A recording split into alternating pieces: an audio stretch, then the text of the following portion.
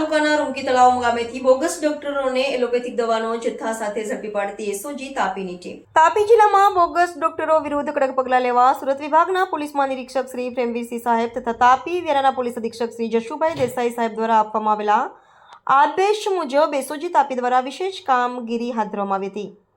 Shri K G Limbachiya police inspector SOG તાપીના માર્ગદર્શન હેઠળ police staff Nizar police station વિસ્તારમાં પેટ્રોલિંગમાં હતો.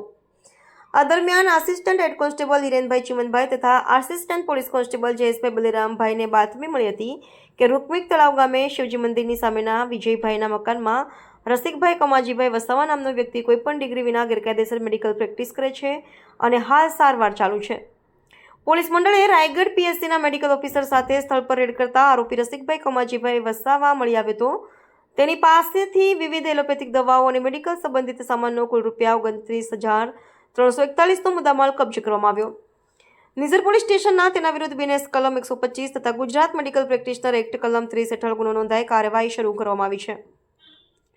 પકડાયેલ આરોપી રસિકભાઈ કમાજીભાઈ વસાવા ઉંમર 42 રહે પાટી બંધારા બસ સ્ટેશન ફળિયું તાલુકા ઉચ્છલ જિલ્લો તાપી.